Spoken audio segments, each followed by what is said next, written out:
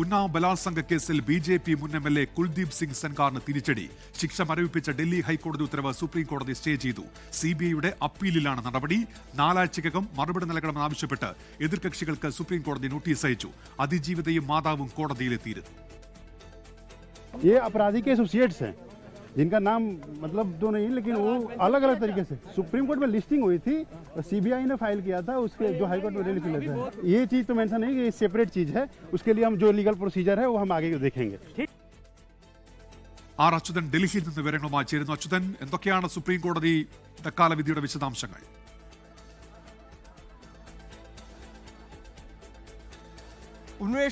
ഉന്നാവ് ബലാത്സംഗ കേസിൽ വിചാരണ കോടതിയുടെ ശിക്ഷാവിധി മരവിപ്പിച്ച ഡൽഹി ഹൈക്കോടതി ഉത്തരവാണ് സുപ്രീം കോടതി ഇന്ന് സ്റ്റേ ചെയ്തിരിക്കുന്നത്. ഒരു വിചിത്രമായ അല്ലെങ്കിൽ വ്യത്യസ്തമായ കേസ് എന്ന് നിരീക്ഷിച്ചുകൊണ്ടാണ് ഈ കുറ്റകൃത്യത്തിന് പിന്നിലെ ഗൗരവപരമായിട്ടുള്ള സ്വഭാവം ഉൾപ്പെടെ കണക്കിലെടുത്തുകൊണ്ടാണ് സുപ്രീം കോടതിയും ഈ ഡൽഹി ഹൈക്കോടതിയുടെ നടപടി, ആ ഉത്തരവിനെ ഇന്ന് സ്റ്റേ ചെയ്തിരിക്കുന്നത്. ഇതിൽ CBIക്ക് വേണ്ടി സോളിസിറ്റർ ജനറൽ തുഷാർ മേത്തയായിരുന്നു ഹാജരായത്. സോളിസിറ്റർ ജനറൽ കോടതിയെ അറിയിച്ചത് ഈ കേസിൽ അതൊരു ഹീനമായ കുറ്റമാണ് പ്രതി നടത്തിയിരിക്കുന്നത്. വിചാരണ കോടതി എല്ലാ വശങ്ങളും പരിശോധിച്ചാണ് വിധി പറഞ്ഞത് എന്നതും സോളിസിറ്റർ ജനറൽ ഇന്ന് കോടതിയെ അറിയിച്ചു. പൊതുസേവകൻ എന്ന പരിധിയിൽ വരുമോ എന്ന ചോദ്യത്തിന്റെ അടിസ്ഥാനത്തിലാണ് ഡൽഹി ഹൈക്കോടതി അത്തരമൊരു ഉത്തരവ് നടത്തിയത്. ചില സാങ്കേതികത്വത്തിന്റെ അടിസ്ഥാനത്തിലാണ് എന്നും സോളിസിറ്റർ ജനറൽ കോടതിയെ അറിയിക്കുകയുണ്ടായി. ഒപ്പം തന്നെ ഈ ഹൈക്കോടതി ഉത്തരവ് സ്റ്റേ ചെയ്യണം എന്നൊരാവശ്യം കൂടി CBI മുന്നോട്ട് വച്ചു.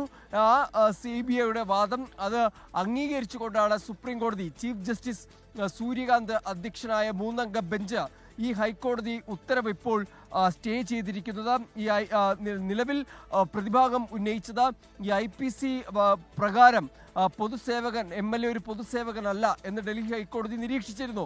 അത് പരിഗണിക്കണം എന്ന ആവശ്യം പ്രതിഭാഗം മുന്നോട്ട് വച്ചു. പക്ഷേ സുപ്രീം കോടതി പ്രതിഭാഗത്തോട് പറഞ്ഞത് ഇവിടെ ഈ കേസിന്റെ സ്വഭാവം വ്യത്യസ്തമാണ്. പ്രതി മറ്റൊരു കേസിൽ കുറ്റക്കാരനാണ്, ജയിലിൽ കഴിയുകയാണ് എന്ന് ചീഫ് ജസ്റ്റിസ് തന്നെ നിരീക്ഷിക്കുകയുണ്ടായി. ഇതിന്റെ അടിസ്ഥാനത്തിലാണ് സുപ്രീം കോടതി ഡൽഹി ഹൈക്കോടതി ഉത്തരവ് സ്റ്റേ ചെയ്തിരിക്കുന്നത്. ഡൽഹി ഹൈക്കോടതി ഇത്തരത്തിൽ ആ വിചാരണ കോടതിയുടെ ശിക്ഷ മരവിപ്പിച്ചത് സുപ്രധാനമായിട്ടുള്ള ഒരു നിരീക്ഷണം നടത്തിയായിരുന്നു. അതായത് IPC പ്രകാരം MLA പൊതുസേവകനല്ല, അതുകൊണ്ട് തന്നെ പോക്സോ ആക്ട് പ്രകാരമുള്ള 5C അത് ഈ കേസിൽ നിലനിൽക്കില്ല എന്ന് നിരീക്ഷിച്ചുകൊണ്ടായിരുന്നു ഹൈക്കോടതി വിചാരണ കോടതിയുടെ ശിക്ഷാവിധി മരവിപ്പിക്കുകയും പ്രതിയായിട്ടുള്ള കുൽദീപ് സിംഗ് സെൻഗറിന് ജാമ്യം നൽകുകയും ചെയ്തത്. എന്നാൽ അദ്ദേഹം മറ്റൊരു കേസിൽ, അതായത് ഈ അതിജീവിതയുടെ പിതാവിന്റെ കൊലപ്പെടുത്തിയതുമായി ബന്ധപ്പെട്ട കേസിൽ നിലവിൽ ജയിലിൽ കഴിയുകയാണ്.